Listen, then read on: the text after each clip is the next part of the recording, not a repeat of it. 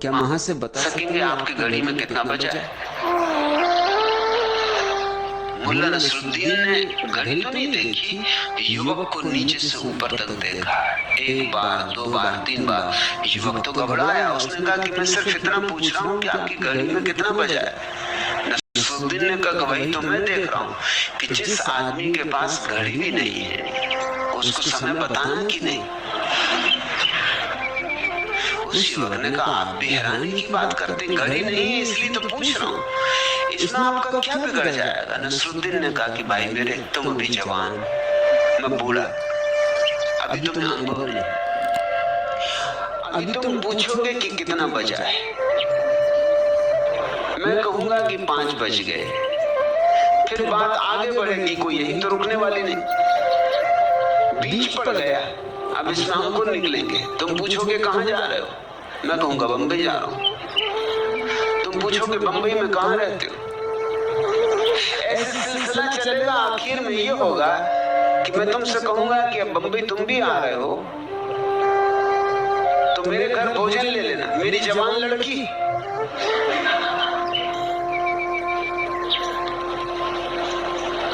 तुम एक दूसरे को देख के जरूर बातचीत में लग जाओगे, फिल्म देखने जाना चाहोगे और झंझटें शुरू होंगी। और आज नहीं कल तुम प्रस्ताव लेकर हाजिर हो जाओगे कि मुझे विवाह करना आपकी लड़की से। और मैं तुम्हें साफ कह देता हूँ, अभी कह देता हूँ कि जिस आदमी के पास घड़ी भी नहीं उसके साथ मैं अपनी लड़की का विवाह नहीं कर सकता।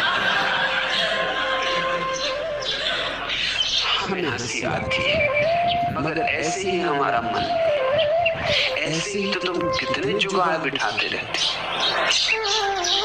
देखोगे गौर से तो अपने मन पर भी हंसोगे। मन से एक चिल्ली, वो दूर दूर की सोचता है, होनी अनहोनी न मालूम क्या क्या सोचता है। तुम जरा लौट के देखो, तुमने कितना जीवन भर में सोचा ऐसा हो वैसा हो, क्या हुआ, कितना उसमें से हुआ। 99% तो कभी हुआ नहीं, लेकिन उस 99% के लिए तुमने कितना समय गंवाया। और जो 1% हुआ उससे क्या हुआ।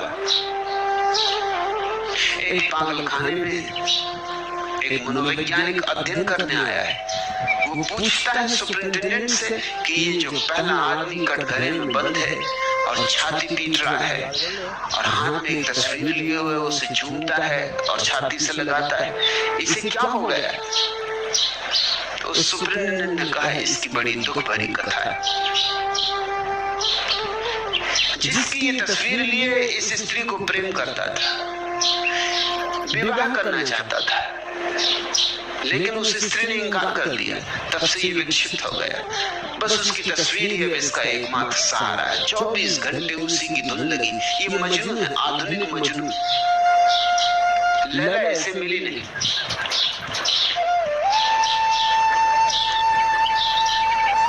थोड़े आगे बढ़े, दूसरे कटघरे में एक आदमी अपने बाल खींच रहा था, सिर पीट रहा था, दीवार में सिर मार रहा था।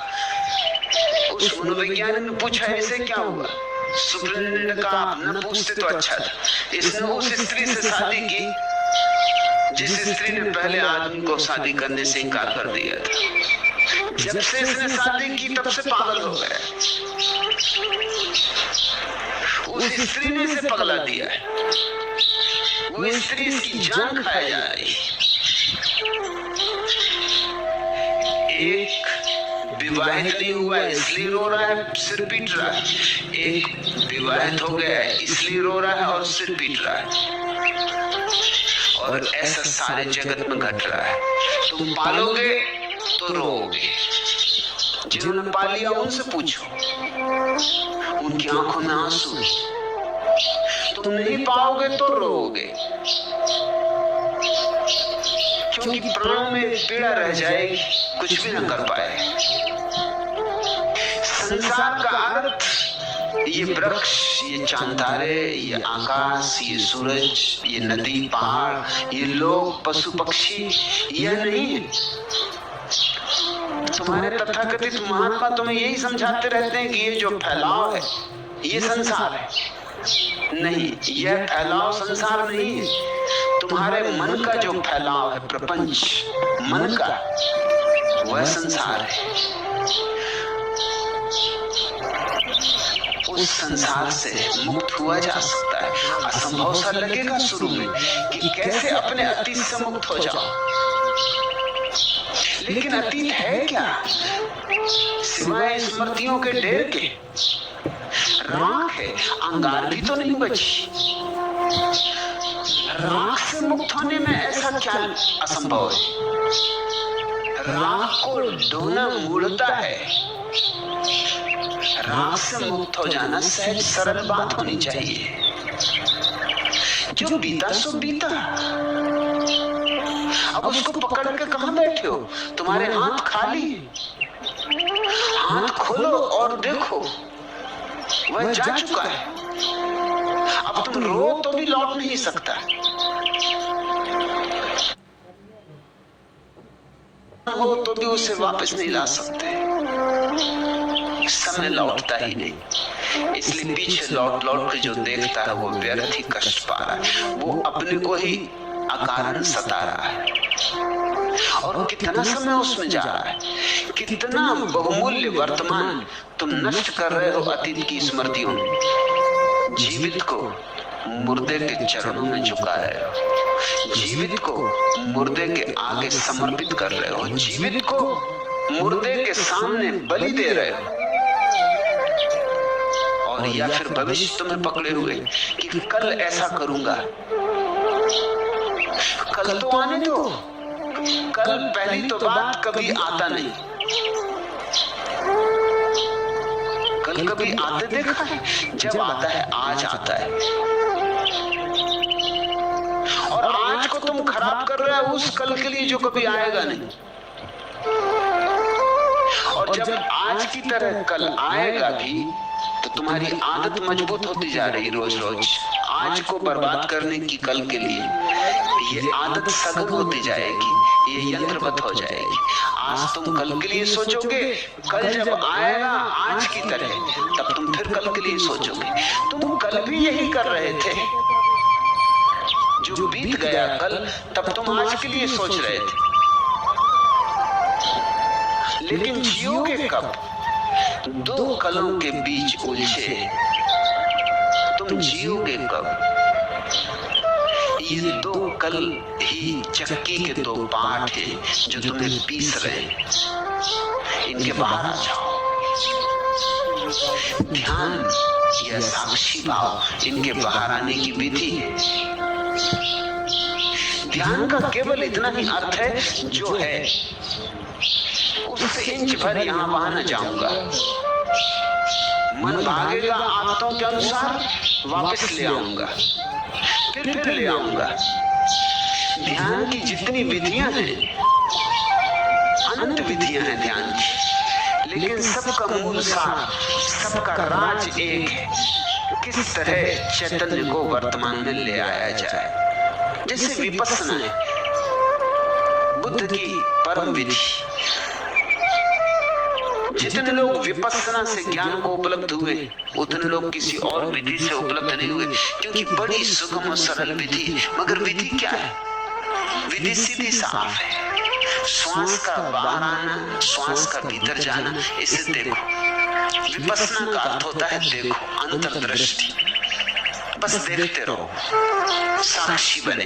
ये श्वास भीतर गई, ये भीतर पहुंची, ये क्षण भर ठहरी, ये वापस चली, ये बाहर गई, ये बाहर निकल गई, ये क्षण भर बाहर रुकी रही, ये फिर भीतर आने लगी।